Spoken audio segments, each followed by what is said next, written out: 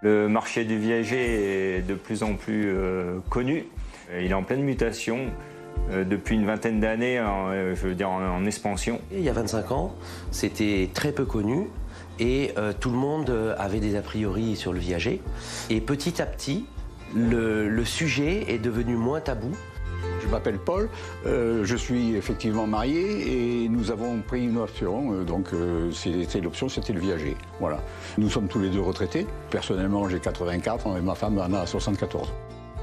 Le viager est souvent une solution que choisissent les vendeurs pour se protéger ou pour protéger leur conjoint. C'est vraiment une protection qui est assez moderne puisqu'on a des couples recomposés qui ne sont pas forcément mariés et ça permet de protéger les deux personnes sur le logement et la retraite complémentaire. Alors la décision de le mettre en viager, finalement, elle est assez simple. C'est un problème de retraite et on va dire, de revenus, puisque finalement les retraites ne font que baisser par rapport au coût de la vie réel. Et finalement, on avait, je vous dis, le choix soit de vendre et d'aller habiter ailleurs, dans des zones où c'est moins cher, ou bien alors de rester sur Nice. Et puis finalement, vous avez quand même des avantages qui ne sont pas négligeables. D'abord, la rente est garantie avec une hypothèque légale qui permet, si jamais la rente n'est pas payée, de récupérer le bien pour le vendeur. Même les enfants, quand ils nous contactent pour vendre le bien de leurs parents en viager, c'est pour protéger leurs parents et non pas pour en profiter eux. C'est-à-dire, leurs parents, ils n'ont pas à déménager, ils gardent leurs habitudes, ils touchent une rente supplémentaire, ils ont moins de frais, ils arrivent à mieux vivre après avoir vendu en viager.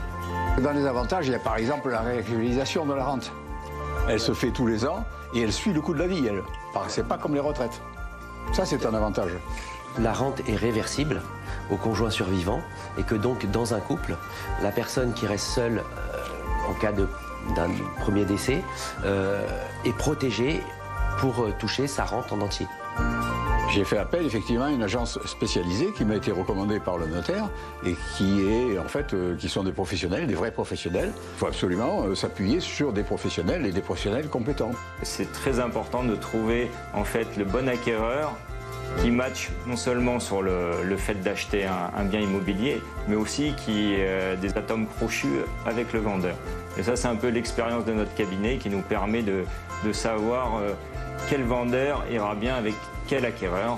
Moi, ce que je conseille aux personnes, c'est de ne pas hésiter à venir se renseigner, à faire une étude. De toute façon, c'est gratuit et sans engagement, mais au moins d'avoir toutes les cartes en main. Ça nous arrive très souvent de dire le viager, c'est pas ce qui vous convient.